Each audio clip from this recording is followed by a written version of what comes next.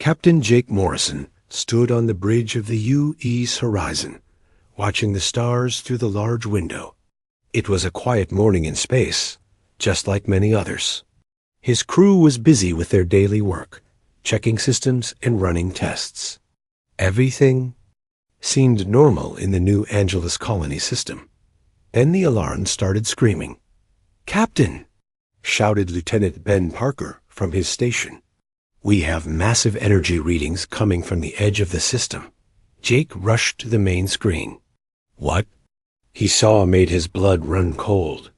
Huge black ships were appearing out of nowhere, each one the size of a small moon. They looked like nothing humans had ever built. The ships were dark and twisted, with strange patterns that hurt to look at. "How many?" Jake asked, his voice steady despite the fear in his chest. 12 large ships, sir, and hundreds of smaller ones," Ben replied, his fingers flying over the controls. "They're not responding to our calls." Dr. Lisa Hayes, the colony's head scientist, was visiting the horizon that day. She moved closer to the screen, her face pale. "I've never seen anything like this," she whispered. "These ships ... they look organic, like they're alive." The strange ships moved toward New Angeles colony with frightening speed. Jake opened the ship's communication system to warn the colony, but it was too late. Beams of dark energy shot from the alien ships, hitting the colony's shields. The shields lasted only seconds. What happened next made Jake's stomach turn. The colony didn't explode like he expected. Instead, it began to change. The buildings started to dissolve, turning into gray dust that floated up toward the alien ships. The ground itself was being eaten away, layer by layer. "They're consuming the entire planet," Dr. Hayes said, her voice shaking. "Everything is being turned into raw material." Jake grabbed the ship's microphone. "All colonists, this is Captain Morrison. Evacuate immediately. Get to the emergency shelters and prepare for pickup." But even as he spoke, he knew many people wouldn't make it. The alien ships were too fast, too efficient. They were eating the planet from the inside out. "Sir, we're getting emergency signals from the colony," reported Communications Officer Mary Bell. "They're saying the underground areas are being consumed, too. The aliens are using some kind of machines that can break down matter at the smallest level." Jake made a quick decision. "Take us down to the surface. We'll save who we can." The horizon dove toward the dying planet. Below them, Jake could see the alien machines at work. They looked like metal spiders, each one the size of a car. They moved across the ground, and wherever they stepped, the earth turned to dust. Dr. Hayes was looking at her scanner, frowning. "Captain, I'm reading something strange. There are energy signatures coming from deep underground near the old archaeological site. They're different from the alien technology." "Different how?" Jake asked as he piloted the ship toward the colony's main city. "They're repelling the alien machines. There's some kind of barrier preventing them from going deeper in that area." Jake made another quick decision. "We'll check it out after we get the survivors." The next 2 hours were a nightmare. The horizon flew back and forth across the dissolving planet, picking up groups of colonists who had made it to the emergency zones. Many others were not so lucky. Jake watched entire families disappear as the alien machines reached them. By the time they finished, they had saved 300 people out of the colony's 10,000 residents. Among the survivors were Dr. Hayes, who had insisted on staying to help with the rescue, and Colonel Kate Sullivan, the colony's military commander. "We need to get out of here," Kate said, blood running down her face from a cut on her forehead. "Those big ships are moving closer," but Dr. Hayes grabbed Jake's arm. "Wait, we need to go to the archaeological site. If there's something there that can stop these aliens, we have to get it." Jake looked at the scanner. The alien machines were everywhere, but there was still a small area near the old dig site that seemed untouched. 5 minutes, he said. That's all we can risk. The Horizon landed near the ancient dig site where Dr. Hayes had been working for months. She had been studying some old structures that didn't match any known human technology. Now, with the alien machines all around them, those structures seemed to be glowing with a soft blue light. There, Dr. Hayes pointed to a hole in the ground where her team had been digging. The energy is coming from down there. Jake, Dr. Hayes, and 2 Marines rappelled down into the hole. What they found made no sense. The walls were covered with crystal formations that pulsed with light. The crystals were clearly artificial, but they were also clearly very old. These aren't natural, Dr. Hayes said, running her scanner over the crystals. They're some kind of technology. And according to this, they're over 500,000 years old. One of the Marines, Sergeant Danny Lopez, was watching the entrance. Ma'am, we need to move. Those spider machines are getting closer. Dr. Hayes quickly broke off several crystal samples and put them in her collection bag. As soon as she touched them, the crystals glowed brighter, and the alien machines above them seemed to slow down. They're afraid of these crystals, she realized. Whatever this technology is, it's keeping them away. Jake helped her climb back up. We'll study them on the ship. Right now, we need to get off this planet. They made it back to the Horizon, just as the alien machines broke through the crystal barrier. The ship lifted off, carrying the last survivors of New Angeles Colony Dot as they flew away. Jake looked back at the planet one more time. It was almost completely gray now, all its life consumed by the alien machines. But in his hand, Dr. Hayes held several glowing crystals that might hold the key to humanity's survival. Captain, Ben called from his station, we're getting reports. From Earth, these aliens have attacked 12 other colonies. The human fleet is gathering for a counterattack. Jake nodded grimly. Set course for Earth. And Dr. Hayes? Yes, Captain? Figure out what those crystals are. They might be our only hope. Dr. Lisa Hayes sat in her laboratory on Earth, staring at the crystal samples from New Angeles Colony. 3 days had passed since the attack, and she still couldn't understand what she was looking at. The crystals glowed with a soft blue light that seemed to respond to her presence. Any luck? Asked Dr. Ryan Clark as he entered the lab. Ryan was Earth's top expert on quantum physics, and Admiral Carl Brooks had assigned him to work with Lisa on the crystal project. These readings don't make sense, Lisa said, pointing to her computer screen. The crystals are definitely artificial, but they're older than human civilization. Yet when I run genetic scans, I keep getting human DNA markers. Ryan pulled up a chair and looked at the data. That's impossible. Humans have only been in space for 200 years. We've only had advanced technology for a few centuries. I know it's impossible, Lisa said, frustration clear in her voice. But the evidence is right here. These crystals contain human genetic information, but they're 500,000 years old. Outside the laboratory, the sound of explosions echoed across the city. The alien ships had reached Earth's outer defenses, and the battle was not going well. For Humanity. Colonel Kate Sullivan burst into the lab, her uniform dirty and torn. Dr. Hayes, we need those crystals to work now. The aliens just broke through our second line of defense. We have maybe 6 hours before they reach the surface.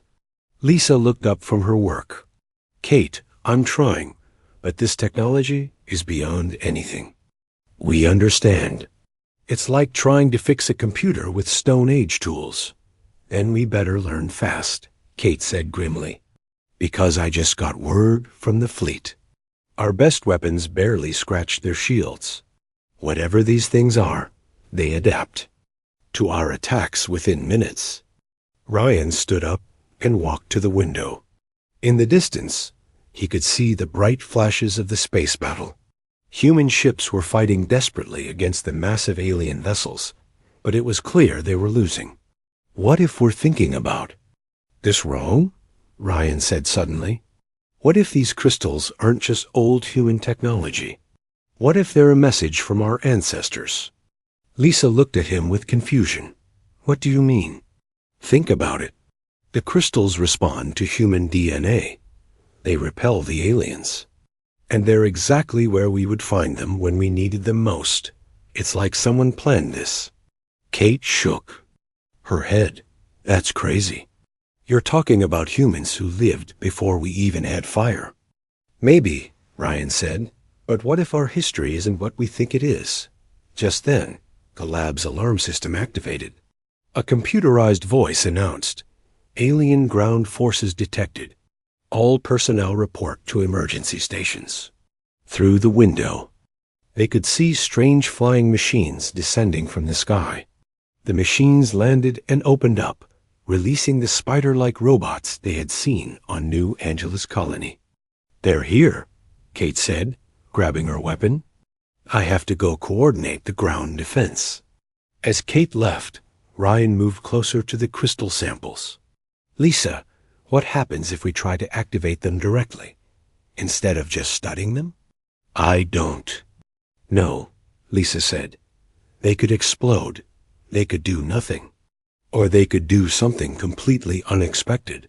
Right now, unexpected might be what we need." Lisa looked at the crystals, then at the battle raging outside.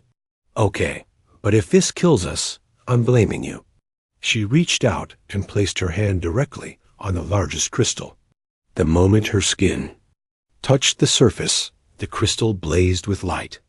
The other crystals in the lab began to glow as well, and suddenly the air filled with a humming sound. "Ryan, look at this!" Lisa called out. A holographic image appeared above the crystals. It showed a three-dimensional map of the galaxy, with dozens of points of light scattered across it. Earth was one of the points, and so was New Angeles Colony. "It's a star map," Ryan said, his voice filled with wonder. "And all these points, their locations where more crystals are hidden."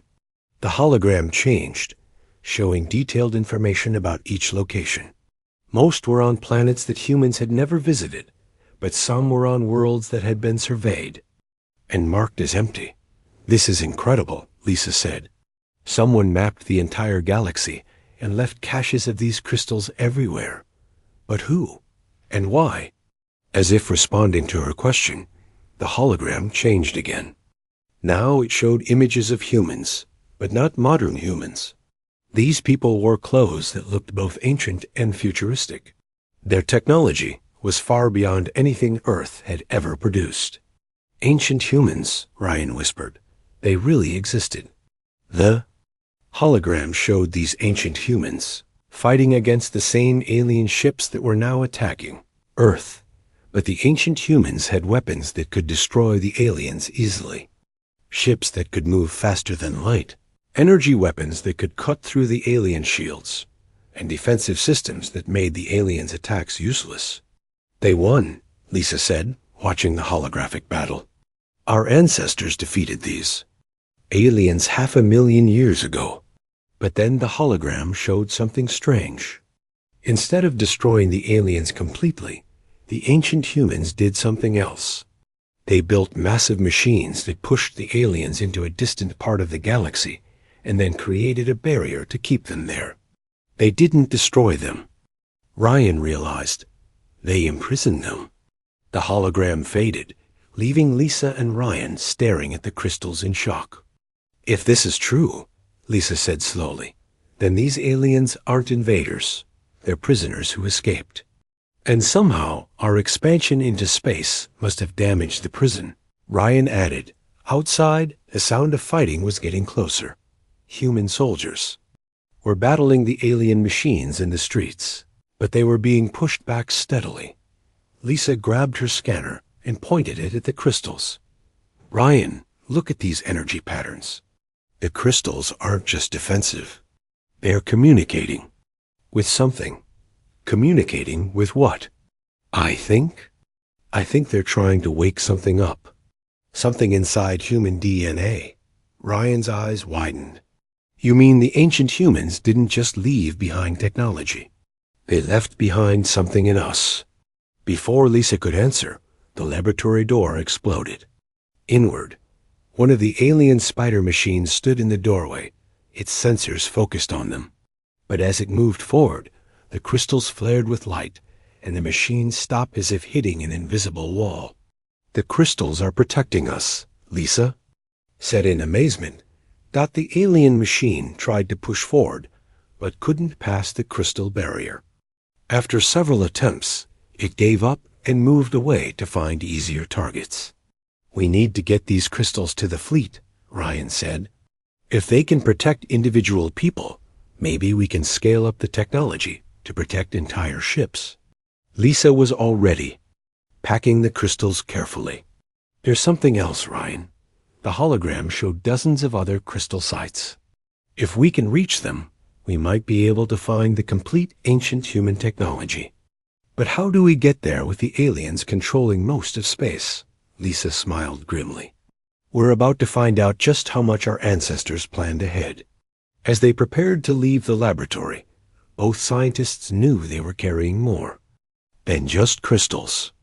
They were carrying the key to humanity's survival, and possibly the secret to their true origins. The battle for Earth was just beginning, but now they had hope. Somewhere in the galaxy, ancient human technology was waiting to be awakened. The question was whether modern humans were ready to become what their ancestors had been 500,000 years ago. Captain Jake Morrison piloted his ship through the dangerous space around Kepler 442b. The planet looked dead and empty, just like the survey reports had said. But the crystal map from Dr. Hayes showed this was where the largest cache of ancient technology was hidden. Are you sure about this, Captain? Asked Sergeant Danny Lopez, checking his weapons for the third time. This planet has been scanned dozens of times. Nobody ever found anything. The crystals don't lie, Dr. Lisa Hayes said from her seat. She was studying the scanner readings, looking for the energy signatures that would lead them to the hidden cache. The ancient humans were very good at hiding their technology. Engineer Amy Carter was piloting the ship's systems, keeping them hidden from alien patrols. Captain, I'm reading massive energy sources under the planet's surface. There, deep, maybe 10 kilometers down, Jake nodded. The past week had been terrible for humanity. The aliens had destroyed 6 more colonies, and Earth's defenses were barely holding. Admiral Brooks had given Jake's team permission to follow the crystal map, but only because they had no other options left. There, Lisa pointed to a section of the planet's surface. Land near that mountain range. The energy readings are strongest there. The ship landed in a valley between 2 large mountains. The landscape was rocky and barren, with no signs of life anywhere. But as soon as they stepped outside, the crystals in Lisa's pack began to glow. The technology is responding to our presence, she said, excitement clear in her voice. It knows we're here. Danny and 2 other Marines formed a protective circle around the scientists as they walked toward the mountain. Amy carried a bag full of digging equipment, but Lisa suspected they wouldn't need it. Captain, look at this, Amy called out. She was standing next to what looked like a natural rock formation, but her scanner was going crazy. This whole mountain is artificial. It's not rock at all. Lisa approached the mountain wall and placed her hand on the surface. The moment her skin touched the fake rock, lines of blue light appeared, spreading across the entire mountain face. The light formed patterns that looked like a doorway. It's reading my DNA, Lisa said in amazement. The mountain is scanning me. Suddenly, the rock wall began to dissolve, revealing a tunnel that led deep into the mountain.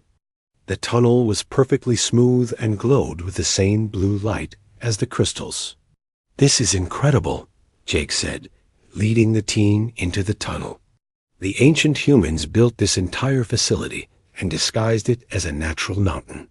They walked for several minutes through the glowing tunnel. The walls were covered with symbols that seemed to shift and change as they looked at them. Lisa tried to scan the symbols, but her equipment couldn't understand them. "Captain," Amy said, her voice filled with wonder, "these symbols, they're not just writing. They're some kind of interactive display. They're responding to our presence." The tunnel opened into a vast underground chamber that took their breath away. The room was huge, bigger than several football fields, and filled with machines that hummed with power. The technology was beautiful and alien, but somehow familiar. "This is ancient human technology," Lisa said, her voice barely above a whisper. "They really did exist. They really were this advanced." Jake looked around the chamber in amazement. The machines were like nothing he had ever seen, but somehow he felt like he should understand them. "How old is this place?" "According to my scans, about 500,000 years, Lisa replied. "But everything is still working perfectly. The technology is beyond anything we can imagine." Danny was examining one of the machines. "Ma'am, these look like weapons, really big weapons." Lisa joined him and ran her scanner over the device. "Not just weapons, Danny. These are shipbuilding facilities, faster-than-light engines, energy shields, and things I can't even identify." Amy was at a computer terminal that had activated when she approached. "Captain, this system is trying to communicate with me. It's displaying information directly in my mind." "What kind of information?" Jake asked. "History. The real history of humanity." Amy's eyes were wide with shock. "We're not the first human civilization. We're the descendants of refugees." Lisa hurried over to Amy's terminal. "What do?" "You mean refugees?" Amy closed her eyes, letting the information flow into her mind. The ancient humans had a galaxy-wide civilization. They were incredibly advanced, but they were also facing an enemy they couldn't defeat through violence alone. "The aliens who are attacking us now," Jake realized. "Yes, the Void Collective. They consume everything they touch, turning entire worlds into raw materials for their ships. The ancient humans could have destroyed them completely, but they chose a different path." The main computer system in the chamber suddenly activated, filling the air with holographic displays. The holograms showed the ancient human civilization at its peak, with cities that floated in space and ships that could travel between galaxies. "They were gods," Danny whispered. "No," Amy said, still connected to the computer. "They were human, just like us. But they had learned something important about power and responsibility." The holographic display changed, showing the war between the ancient humans and the Void Collective. The ancient humans had weapons that could destroy entire solar systems. But they held back. They realized that if they destroyed the Void Collective, they would become the very thing they were fighting against, Amy continued. So they made a different choice. They scattered across the galaxy, giving up their technology and their memories to start over. "But why?" Lisa asked. "Because they believed that humanity's true strength wasn't in their weapons or their technology. It was in their ability to choose compassion over destruction, even when facing extinction." The computer system began downloading information directly into their minds. Jake felt knowledge flooding into his consciousness, understanding of technologies that had been lost for 500,000 years. "It's all here," he said in amazement. "The blueprints for faster-than-light travel, energy weapons, defensive shields, everything we need to fight the Void Collective." But Amy was receiving different information. "Captain, there's something else. The ancient humans didn't just leave behind technology. They left behind something in our DNA, a genetic program that would activate when humanity faced extinction." "What kind of program?" Lisa asked. "The knowledge of the entire ancient civilization. Every human alive carries the memories and skills of our ancestors in their genes. The program is designed to activate when we need it most." Danny looked confused. You mean we all have this ancient knowledge inside us? Yes, but it's been dormant. Until now. Amy turned to face the group. The computer is telling me that the genetic program is starting to activate across all of humanity. The crisis we're facing is triggering the awakening. Jake felt something changing in his mind. Knowledge that wasn't his own was becoming available to him. He understood how the ancient weapons worked, how to build faster-than-light engines, how to create energy shields that could stop any attack. I can see it, he said in wonder. I can understand their technology like I've been studying it my whole life. Lisa was experiencing the same thing. The genetic program is like a library stored in our DNA. The ancient humans encoded their entire civilization into our genes and then wiped their own memories to give us a fresh start. But why leave this technology here? Danny asked. Why not just let us develop naturally? Amy smiled sadly. Because they knew the Void Collective would eventually escape their prison. They knew we would need their weapons to survive. This was their gift to us, their children. The computer system chimed, and new information appeared in their minds. Earth was under attack, and the human fleet was losing badly. But now they had the knowledge to fight back. We need to get this technology to Earth, Jake said. But how do we build these weapons? We don't build them, Amy realized. We become them. The ancient humans didn't just leave behind machines. They left behind the knowledge to transform ourselves. Lisa understood. The genetic program doesn't just give us their memories. It gives use their abilities. We can become what they were. Jake looked around the chamber one more time. The ancient humans had given up everything to give their descendants a chance at survival. Now it was time to honor that sacrifice. Amy, download everything you can. We're going home to save humanity. As they prepared to leave, Jake couldn't shake the feeling that this was just the beginning. The ancient humans had left behind more than just technology. They had left behind a choice. Would modern humanity become conquerors? Or would they find a better way, just as their ancestors had? The journey back to Earth took 3 days, but for Captain Jake Morrison and his team, it felt like 3 years. The ancient knowledge flowing through their minds was overwhelming. Every few hours, one of them would suddenly understand something new about the technology they had discovered. Captain, Amy Carter said from the engineering station, I've been thinking about what the computer told us. If humans all over the galaxy carry this genetic program, then people on Earth should be starting to experience the awakening too. Dr. Lisa Hayes looked up from her research. The question is, are they ready for it? Imagine suddenly knowing how to build weapons that can destroy planets. Not everyone will handle that knowledge well. Sergeant Danny Lopez was cleaning his weapon, but Jake could see the worry in his eyes. What if people use this power for the wrong reasons? What if we become as bad as the aliens? That's exactly what the ancient humans were afraid of, Jake said. That's why they chose to start over instead of ruling the galaxy with their superior technology. As they approached Earth, the communication system came alive with emergency broadcasts. The planet was under heavy attack, and the human fleet was scattered and desperate. U.E.'s Horizon, this is Admiral Brooks, came the voice over the radio. Thank God you're back. We need those crystals now.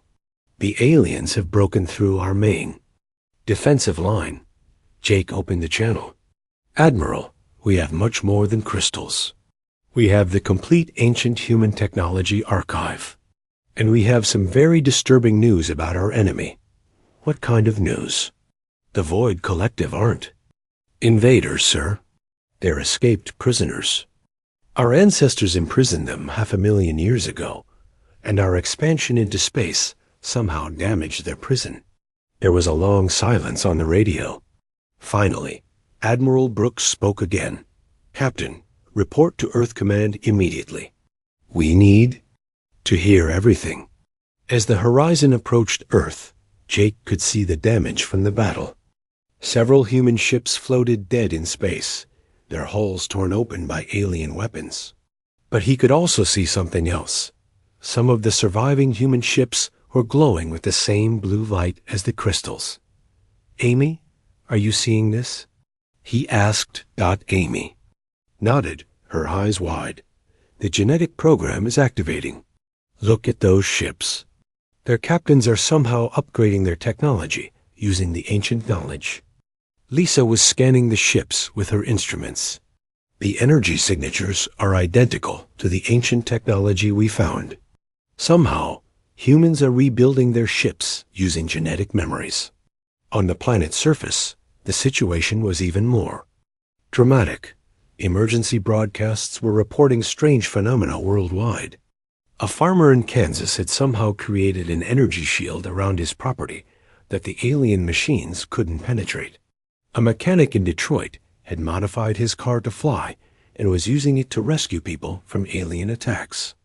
A teacher in London had figured out how to communicate with dolphins and was organizing them to help evacuate coastal areas. It's happening everywhere, Jake realized. The genetic program is activating in humans all over the planet. When they landed at Earth Command, they found the base in chaos. Admiral Brooks met them at the landing pad, but he looked different. His eyes had a distant look, as if he was seeing things that weren't there.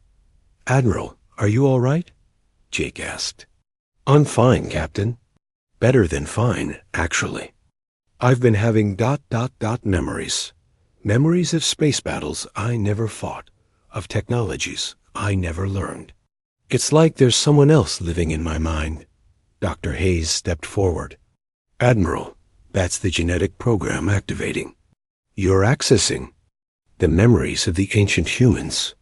Every person on Earth is going through the same thing." They walked into the command center, where Jake saw dozens of people working with technology that hadn't existed a week ago. Computers were displaying information in languages that looked alien, but somehow made perfect sense. Weapons were being built using principles that defied known physics. "How is this possible?" Jake asked. "The ancient humans encoded more than just memories in our DNA," Amy explained. "They encoded the ability to understand and build their technology. When the program activates, we don't just remember how to do things. We actually become capable of doing them."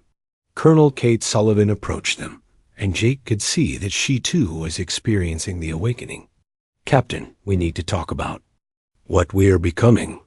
In the past 2 days, I've watched ordinary people develop abilities that border on miraculous. A 10-year-old girl figured out how to heal wounds using energy fields. A retired professor built a faster-than-light communicator in his garage. And that's a problem?" Annie asked. "It is when you consider what else people might do with this power," Kate replied. "I've had 3 attempts to overthrow the government by people who think they should be in charge because they understand ancient technology." Lisa nodded grimly. The ancient humans faced the same problem. When everyone has the power of gods, how do you prevent them from acting like gods? Admiral Brooks led them to a secure briefing room. "That's not our immediate problem. Our immediate problem is that the Void Collective has figured out what's happening. They're not just attacking our military targets anymore. They're specifically targeting areas where the genetic awakening is strongest. They're afraid of us," Jake realized. "They know what we're becoming. But there's something else," the Admiral continued. "Our linguists have been trying to communicate with the aliens. We've had some success, and what we've learned is disturbing." He activated a holographic display that showed recordings of alien communications. The sounds were harsh and mechanical, but somehow Jake could understand them. "They're not evil," he said in shock. "They single quotes desperate." "Exactly. The Void Collective aren't monsters. They're refugees from a dying dimension. They consume matter because it's the only way they can survive in our universe. They're not trying to destroy us out of malice. They're trying to survive." Amy sat down, heavily, so the ancient humans weren't fighting against an evil empire. They were fighting against desperate refugees who had no choice but to consume worlds to live. And our ancestors chose to imprison them rather than find a better solution, Lisa added. Kate looked around the room. So what do? We have the power to destroy them completely now. The genetic program is giving us weapons that can wipe out their entire species. But do we have the right to commit genocide against refugees? That's the choice our ancestors faced, Jake said. And they chose to start over rather than become destroyers. Admiral Brooks stood up. Captain, I need you to understand something. The genetic program isn't just activating in humans. It's activating in all human descendants throughout the galaxy. We've received reports from every colony that survived the initial attacks. People everywhere are developing impossible abilities. What kind of abilities? Amy asked. A mining engineer on Titan figured out how to terraform entire planets in hours instead of decades. Our artist on Mars created sculptures that can manipulate gravity. A child on Europa is somehow communicating with the quantum level of reality itself. Jake felt a chill run down his spine. We're not just becoming technologically advanced. We're becoming something beyond human. Which brings us back to the original question, Kate said.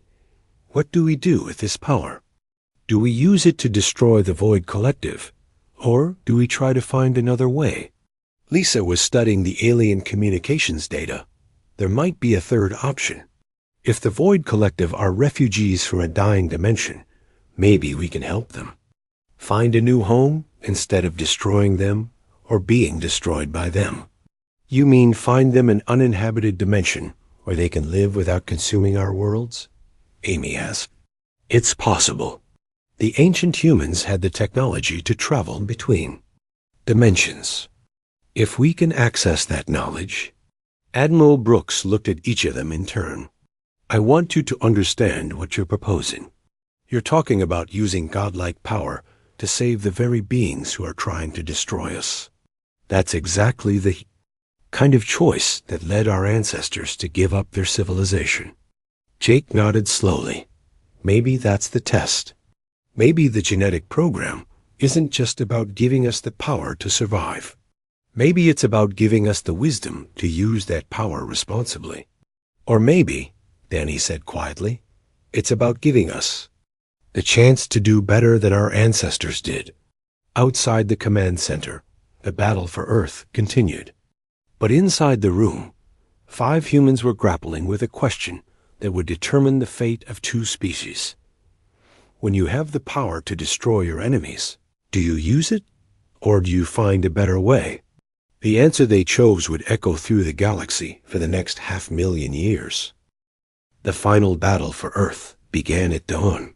Captain Jake Morrison stood on the bridge of the UES Horizon, but the ship was no longer the same vessel he had commanded a week ago. The genetic awakening had allowed Amy Carter to rebuild the entire ship using ancient human technology. Now it could move faster than light, had shields that could stop any attack, and weapons that could destroy a planet. Captain, Amy reported from her station, I'm reading similar upgrades on every human ship in the fleet. The genetic program has turned our entire navy into something the ancient humans would recognize. Dr. Lisa Hayes was at the science station, monitoring the Void Collective ships. The aliens are maintaining their distance. They know we've changed. Their energy readings show they're as afraid of us as we were of them. Admiral Brooks' voice came over the communication system. All ships, this is Admiral Brooks. We have the power to end this war in the next 10 minutes. Our weapons can destroy every alien ship in the system. But before we fire, I want everyone to remember what we learned about our enemy. Jake looked out at the massive alien ships floating in space. Just days ago, they had seemed unstoppable. Now they looked small and fragile compared to the transformed human fleet. They're not monsters. he said to his crew. They're refugees who had no choice but to consume worlds to survive. The question is, do we destroy them, or do we try to save them? Sergeant Danny Lopez was at the weapons station, his hands hovering over the controls. Captain, even if they're refugees, they've killed millions of people. Don't we owe it to the dead to get revenge? The ancient humans asked themselves the same question, Amy said, and they decided that revenge would make them no better than the enemy they were fighting. Lisa was studying the data from the alien ships. I'm detecting something strange. The Void Collective ships are sending out distress signals. Not to us, but to each other. They're afraid? Afraid of what? Jake asked. Of starving. According to these readings, they're running out of the converted matter they need to survive. They're not just fighting us for conquest. They're fighting for their lives. Colonel Kate Sullivan's voice came over the radio from the planet's surface. Captain Morrison, we're getting reports of strange behavior from the humans who've experienced the strongest genetic awakening. Some of them are saying they can sense the aliens' emotions. They're claiming the Void Collective is in pain. Jake frowned. What kind of pain? Not physical pain. Emotional pain. The kind that comes from being forced to destroy everything you touch, just to stay alive. Captain, what if these beings don't want to be destroyers?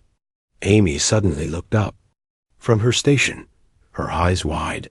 Captain, I'm getting something from the ancient human database. There's a record here of the original contact with the Void Collective. The ancient humans tried to communicate with them before the war started. What did they learn? Jake asked. The Void Collective comes from a dimension where matter behaves differently. In their home dimension, they were peaceful beings who lived in harmony with their environment. But their dimension was dying, collapsing in on itself. They had to escape to our dimension to survive, but here they can't exist without consuming matter. Lisa was reading the same data. It's like trying to breathe underwater. They're suffocating in our reality, and consuming matter is the only way they can get the energy they need to exist. Danny looked conflicted. So they're not evil. They're just trying not to die. But that doesn't change the fact that they're killing us to stay alive. No, it doesn't, Jake agreed. But it changes what we should do about it. Admiral Brooks' voice came over the communications again. All ships, prepare to fire on my command. We have a clear shot at their command vessel. But Jake didn't give the order to charge weapons. Instead, he opened a channel to the alien ships. This is Captain Morrison of the human vessel Horizon. We want to talk. For a long moment, there was only static. Then a voice replied, speaking in the harsh mechanical language of the Void Collective. But thanks to the genetic awakening, Jake could understand it perfectly. You wish to surrender? The alien voice asked ... No. We wish to help. Another long pause. Help? You cannot help. You are food. We are hunger. There is no other relationship possible. Amy stepped forward. Captain, let me try. She opened her own channel to the aliens. We know about your dying dimension. We know you didn't choose to become destroyers. We want to offer you another option. There is no other option. We consume or we die. What if there was a third choice? Amy continued. What if we could find you a dimension where you could exist without consuming other life forms? The alien ships suddenly stopped moving. For several minutes, there was complete silence.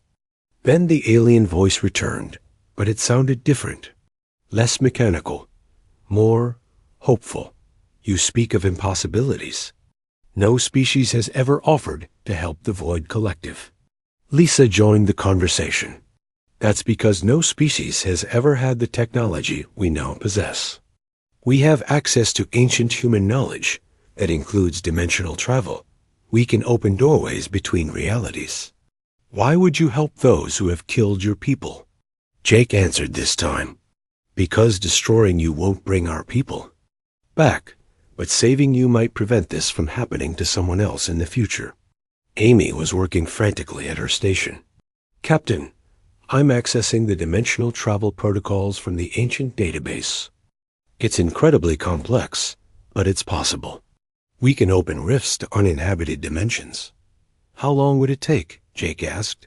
With the entire awakened human population working together? Maybe 6 hours. Danny shook his head. Captain, this is crazy. We have them beaten. Why risk everything to save our enemies? Because that's what makes us human, Jake replied. Our ancestors had the same choice, and they chose compassion over destruction. Maybe it's time we proved we learned something from their sacrifice. The alien voice came back over the communications. If you speak truth, if you can provide survival without consumption, ... the Void Collective will cease hostilities immediately. Admiral Brooks' voice cut in. Captain Morrison, are you insane? We can end this war right now. Yes, sir, we can, Jake replied. But how we end it will determine what kind of species we become. Do we become conquerors who destroy anyone who threatens us, or do we become builders who find solutions even for our enemies? Lisa was monitoring the genetic awakening across human space. Captain, I'm reading massive activity from awakened humans on every human world. They're working together, sharing knowledge instantaneously. It's like the entire species has become a single mind focused on solving this problem. Amy looked up from her station. Captain, the dimensional calculations are complete. Every awakened human in the galaxy contributed to the solution. We can open a rift to a dimension that's perfect for the Void Collective. They'll be able to exist there without consuming anything. The alien voice spoke again, and this time Jake could hear something like wonder in it. You would truly do this? You would save those who came to destroy you? That's who we choose to be, Jake said simply. Across the human fleet, ships began to move into formation. But instead of preparing for battle, they were preparing for the largest dimensional engineering project in galactic history. Every human ship, guided by the genetic memories of their ancestors, began working together to tear a hole in reality itself.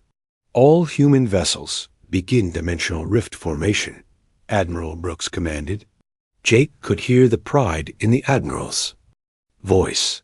Let's show the galaxy what humanity can do when we work together. The process took exactly 6 hours. When it was complete, a massive glowing portal hung in space between the human and alien fleets. Through the portal, they could see a dimension filled with swirling energy that would allow the Void Collective to exist without consuming other life. The rift is stable, Amy reported. The dimension on the other side has all the energy patterns the Void Collective needs to survive. The alien voice came one final time over the communications. We do not understand this gift. No species has ever shown mercy to the Void Collective. Then maybe it's time that changed, Jake replied. One by one, the massive alien ships moved toward the portal. As they passed through, their dark, twisted appearance began to change. In their home dimension, they became beings of pure light and energy. Beautiful and peaceful. The last alien ship paused at the portal. We will remember this gift. If humanity ever has need, the Void Collective will answer. Then they were gone, and the portal closed. The battle for Earth was over, but more importantly, humanity had passed a test that their ancestors had designed 500,000 years ago. They had proven that power combined with wisdom could solve problems that power alone never could. Captain, Lisa said, looking at her readings, the genetic awakening is stabilizing across human space. We're keeping the knowledge and abilities, but the overwhelming rush of memories is fading. We're still human, just more than we were before. Jake nodded, looking out at the empty space where the alien fleet had been. Admiral Brooks, this is Captain Morrison. Mission accomplished. The Void Collective has been relocated to a safe dimension. Earth is secure. Well done, Captain. All ships, return to base. We have a lot of rebuilding to do. As the horizon turned toward Earth, Jake reflected on what they had accomplished.